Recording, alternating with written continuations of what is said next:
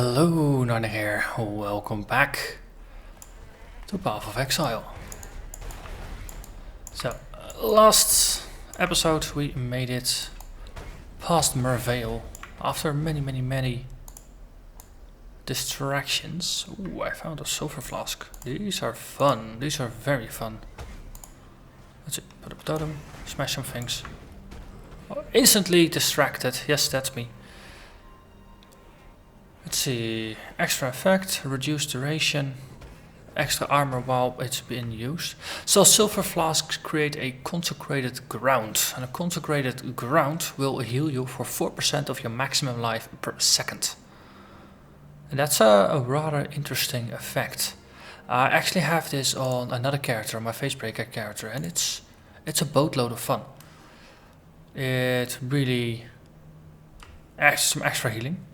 And it also gives you 40% increased damage. So your high damage is gonna get even higher. So it's a defensive, offensive type of a thing. So for now, let's just run with it. I'm never actually using Xerxes. And as you might notice, there is an extra skill on my skill bar. And my mana is even more reserved. I've added Arctic Armor to the build. And I actually can't believe I hadn't done so already. So actually a viewer pointed it out in the comments like, hey, if you want to increase your tank even further, have a look at Arctic Armor. Oh, that's a very good idea, so thanks for the reminder. So the thing is, as a Marauder, you can't actually buy the skill. That's probably why I didn't have it yet and why I hadn't looked at it yet, because most of the time I do flip through the skills. But oh, if you can't buy the skill, it's easy to overlook a skill, and I didn't have it in, I haven't found it either.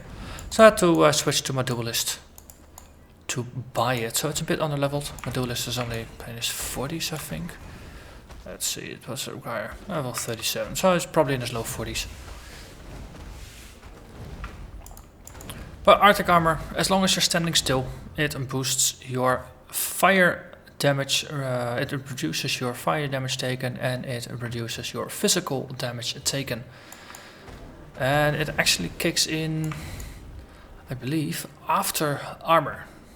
There's actually like 2 or 3 different stages in which physical damage, reduction, mitigation, and armor, and those things, they get applied. So some things are multiplicative with others, and others are additive. So I think your endurance charges, for example, the physical reduction from that stacks with armor, so it just adds those percentages on top of the armor reduction, if I'm understanding it correctly. While something like an Arctic Armor and a Fortify actually apply separately on top of the remaining damage. So this actually reduces your total damage taken by 10%, and the same goes with Fortify with another 20%.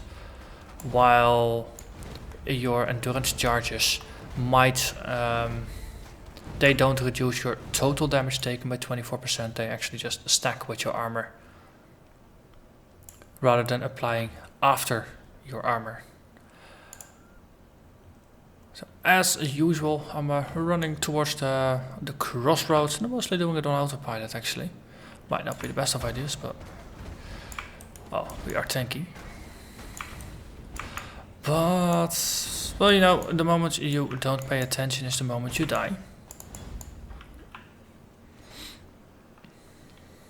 So let's get ourselves into a situation where the silver flask might be useful.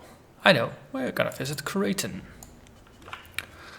He is the bandit stats a bit ahead.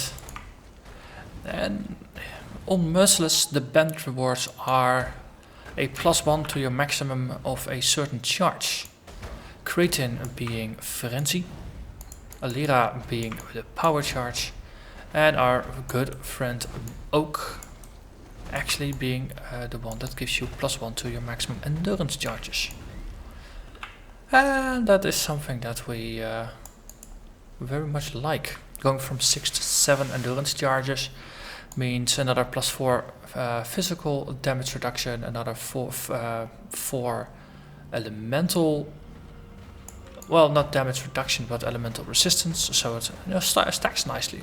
Basically, you want to be in a state where Without the endurance charges you are capped out, so you have basically exactly 25 resistol. So that if you're running into a monster that has elemental weakness, or if you got a map that lowers your resistance by a bit, then your endurance charges are gonna help you overcome those challenges. So having more is better. And of course, because we are a Juggernaut with, what's the thing called again? Unrelenting, we also get 6% increased damage for every endurance charge we have. So going from 6 to 7 increases our damage as well. And of course it's 0.2% life regenerated per second because of the thingamajig on the tree over here. So basically more endurance charges equals good stuff. There, waypoint. So in an earlier stage of the build, I used to have mana issues. That's why I was actually rather happy with Surfy's last breath, because it was a flask that I was sipping regularly just to up my mana. Also, there's a Kuto here. Maybe I should kill him. Yes, let's do that. So I was using Surfy's to keep my mana up, and it also increased my damage or my my sustainability. So it was just a all-around win-win combination. Now that I've got Warlord's Blasphemy and just some other life on other gear, I think I'm basically not running out of mana, no matter how hard I try. Monsters just keep taking enough damage for me to not actually tap out my mana. So that allows me to do interesting things like preserving 85% of my mana and still run a two-handed melee, just attacking stuff. And we get Divine Flasks. These are actually strictly better than the Hallowed Flasks because they top off a little bit more life and they got 3 charges. Same as this one actually. So they need a bit more time to recharge, but they do give you more life when you want it. So I'll probably have to do some crafting later on. What does that flask? Oh, hallowed mana. I don't care about mana flasks anymore. Used to, but not anymore. So yeah, we'll just have to do 2 trips to town. But silver flask, we're gonna pop it. Also gonna boost our armor, same as the granite flask with a percentage increase. So that's gonna be nice. So, totem down, you. Maximum frenzy, nope, not good enough. So, I just, the thing is he's a rather mobile guy, that's not helping me. Let's, set over here, kill the ads. Can you get over here please? Yes, thank you. So, pop the flask, hit him for even more damage. Okay. Okay, so it's actually not as much as I was expecting. 52 becomes 5700 DPS. Probably because it's increased damage. I already have a lot of sources of increased damage, and all sources of increased damage stack with each other, of course. So now if you add 40% on top of something like 300%, then now you go from 300 to 340-ish, which is roughly a 10% increase of your total damage increase. So let's sell some stuff. Sell some stuff. I think I was gonna keep gavels now, just for mapping later on. Return must. Put this one in, and we got the sorting bin. Surface goes into the bin. Cretans we keep. So eventually I'll have to re-roll this one into a green one, but I wasted just over 20 chromatics trying to get this from basically what it is now, into 2 red, 2 green. According to the Vericicalc website, you should, on average, require about 16 of the chromatics. I've gone way beyond that point. Probably close to the point where I probably should have paid just 25 chromatics to the crafting station to get 2 green ones on it. But hey, I don't always control that. But this is a new glove I crafted actually that has more cold resist and some lightning resist. So my base state is now roughly 40% resistances to all elements rather than 25 or low 20-ish to cold. Just it feels a bit better. And having no faster attack speed on my leap slam is a price I am willing to pay for this. It's not the end of the world if I travel slightly slower. And getting Arctic armor for that in return is a pretty fair exchange, I would say. Okay, probably don't... Oh, it actually stacks, that's okay. Usually I try to not pick up the larger rares just because they take up so much space in my inventory.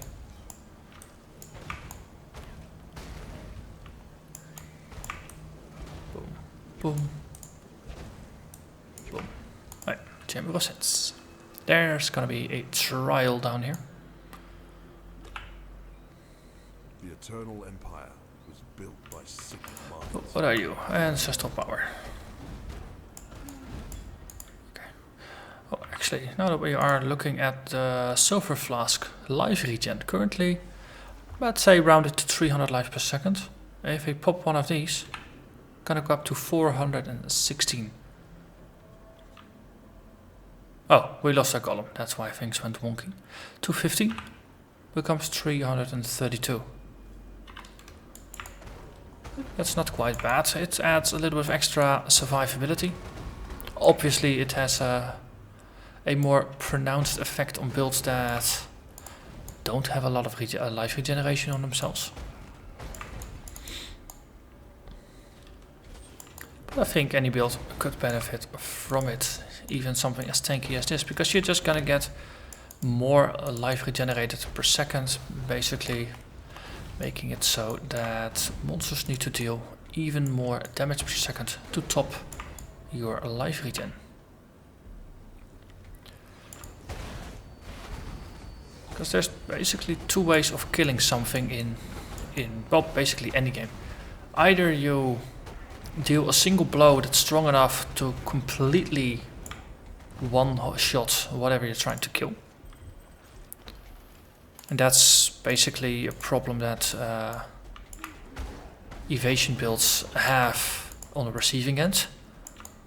You might dodge most attacks, but if the one that goes through is the one that kills you, then it doesn't really matter how high your evasion chance is.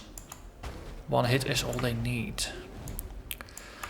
On the other hand, if you're getting lots of hits, or if none of the hits is actually strong enough to kill you, and then it becomes more of a, is their DPS, the damage, the average damage per second that basically the entire pack of monsters that's trying to kill you, that they deal, if that's higher than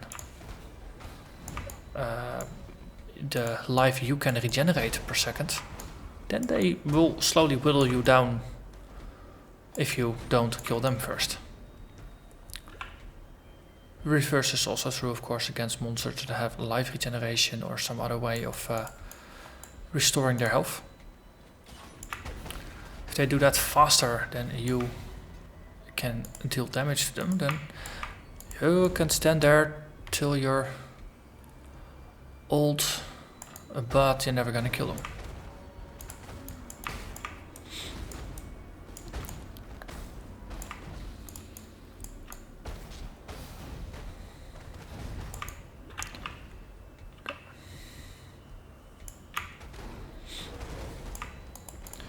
Luckily, we deal a ton of damage. And we regenerate a ton of life, so we're basically on the good side of both of those equations. We out-damage their regeneration, and we auto-regen their damage. And things like armor and damage mitigation, they only strengthen the power of your life regen. Because if an enemy monsters deal 100 deal 100 raw damage, but my mitigation lowers it to 25. Let's say I just reduce all the damage by 25%, by 75%. Then they need to do 4 times as much damage to do the original amount of damage. So if I regenerate 100 life per second, they need to do 400 raw points of damage, which gets reduced to 100 damage in order to even equal my life regen. And therefore it makes it easier to stay alive. So that's effective health. How much health you really have if you take all damage mitigating factors into account. Ooh, the surgeon, you get a surgeon's flask. I think that was crit related. Let's see. Buzzsaws, how much damage do they do? Fair, they do a fair amount of damage. That's a locked door. That's a lever. That lever opens something somewhere else.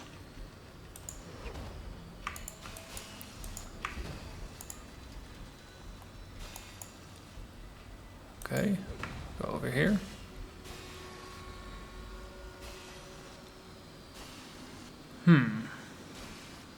Slowly.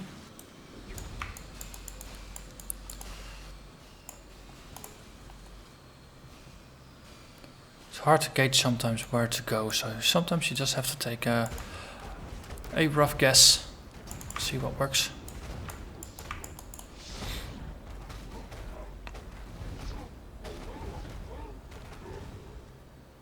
Also, without our endurance charges and without the fortify, we actually have a lot less physical damage mitigation than we would normally want to. Okay, we can't actually go there. We can go here. I think we've made it to the end. Blood rage is on, everything is on. Okay. 5200 DPS. And we got 2 done. And we actually have some time left, so with a bit of luck we might be able to find our dear buddy Mr. Lightning Fingers. And then maybe enter the crypt and do the trial there as well. Despite a slower start, because I was yapping about the changes to the build. And yes, I'm only slightly kidding when I'm saying that. I mean, builds evolve, that's the fun part about builds, at least for me. So, ooh, superior gavel, that means less stuff. But builds evolve, and no, just all the insights of the ideas I come up with myself, or as is with the Arctic armor, friendly reminders from people in the comments. That's very useful. And as a result, builds get better and better and better.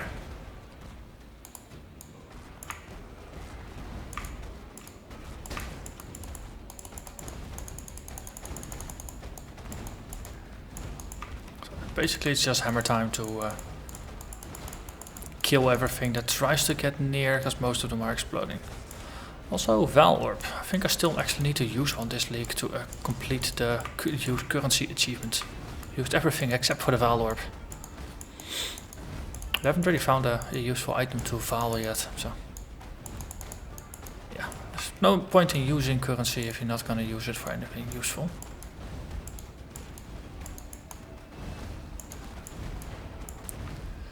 And that was it. And level 6, nice, nice, nice.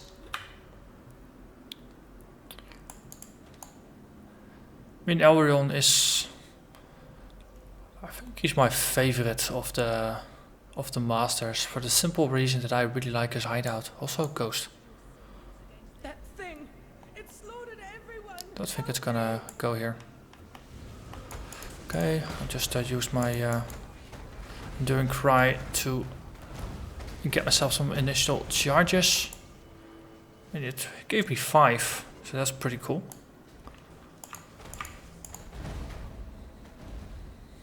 Well, there was a nice pack of skeletons there to charge up on. Okay, hello there, Helena.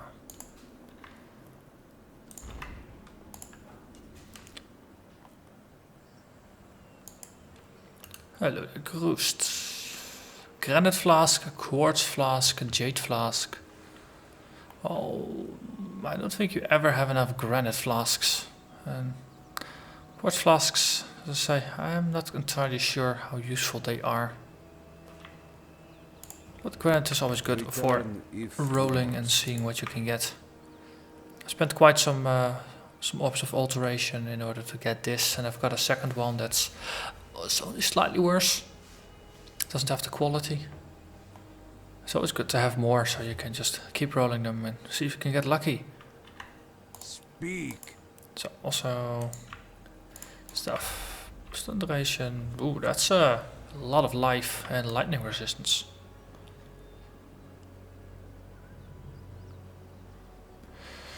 This might actually be worth keeping. Doesn't do anything with my flasks, but it's got more resistance and I might be able to craft another resistance on top of it. Axe, don't care, and hammer is gonna go into the box. And what was the jewel? What did we get? Faster start of energy shield recharge and 10% increased area damage. Not bad for any kind of AoE based caster. And we are basically done with all the stuff here. And this is in my useful box. Helena. Silk. And I think that is it for now. I was thinking to maybe do the crypt, but episode's gonna be too long then. So crypt's gonna be next episode, and after that, other side of town. So with a bit of luck, we might be able to get to Oak next time. So, but it's gonna be next time. So thank you very much for watching. I'll see you again next time. Bye bye.